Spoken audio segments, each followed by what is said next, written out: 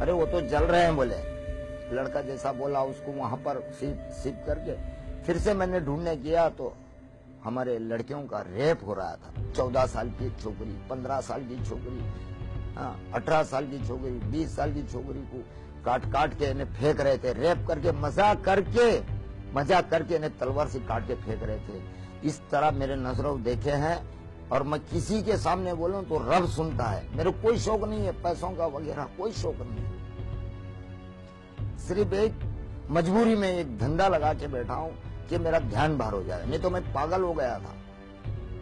वहां से इतनी परेशानी में फिर हमने कैसे भी मुसीबत में हमने बचाए, कितने को बचा दिया। एक औरत का रेप वहां पर ऐसा होगा, उसकी डिलीवरी शाम तक होने वाली थी।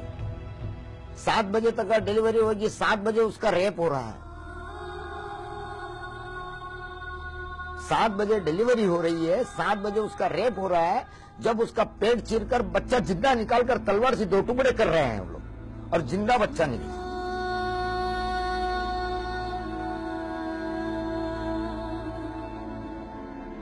तलवार से पेट चीरकर बच्चा निकाल के 2 टुकड़े करे, हमारे नजरों से देखते हुए। 4-5 साल का लड़की क्या की,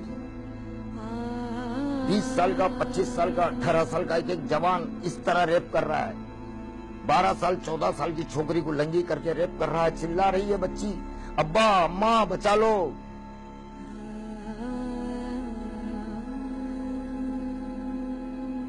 जिसको देख रहा है मजिद भाई, चाचा बचा लो। हम क्या बचा सके? ये नजर देखे, रब को सुना रहे, हमारे आंसू निकल निकल के खून निकल गया है। मेरे बीवी बच्चे, 3 लड़के 3 लड़कियां और मेरी बीवी, ये मर गए हैं। हमारा लड़का पूरा 20% जला हुआ है, यासीन। और इस हालत में हम बहुत गम आता है। रोटी खाई नहीं जाती, हमको खाना नहीं खाया जाता, चैन से नींद नहीं होती। आंख मूसता हूं तो याद आता, मैं किसको बोलूं? बोलने से तो आने वाले नहीं है।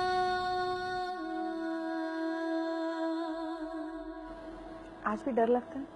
हमको डर यही है कि ये लोग कभी भी हमला कर सकते हैं हमारे ऊपर। 2 वक्त धमकी भी लिए, मेरे को धमकी मिली है, दूसरों का हम नहीं बोल सकते। आपके ऊपर उसके बाद भी जानलेवा हमला हुआ है? हाँ, उसके बाद भी हुआ है। 2 फेरी, एक रास्ते में हुआ है, 2 फेरी मेरे घर पे हुआ है। ऐसा क्या हुआ था?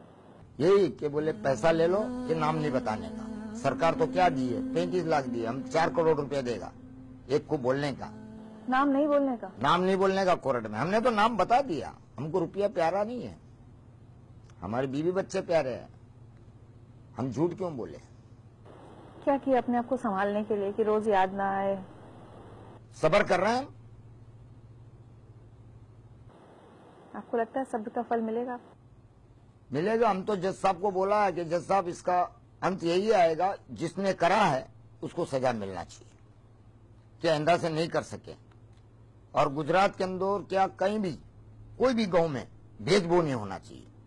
आपको कुछ उन लोगों ने भी धोखा दिया जो हिंदू थे, जिन पर आप भरोसा करते थे? हाँ, भरोसा करते थे, उन्होंने धोखा दिया। हमारे बाजू में पड़ोस में रहते थे, एक साथ में मेले में रहते थे। कभी सोचा नहीं होगा आपने वो ऐसा करेंगे? आपको कुछ नहीं, जिंदा जलाया उन्होंने हमारी बीवी बच्चों को जिंदा।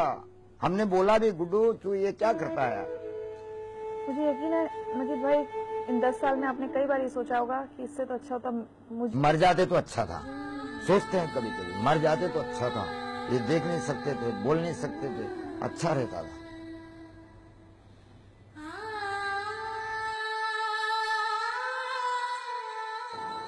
आज आपके मन में नफरत है दूसरे धर्मों के लिए? नहीं नहीं, मैं कर्नाटक में हिंदू के साथ भी रहा, हमारे सेठ के साथ भी रहा।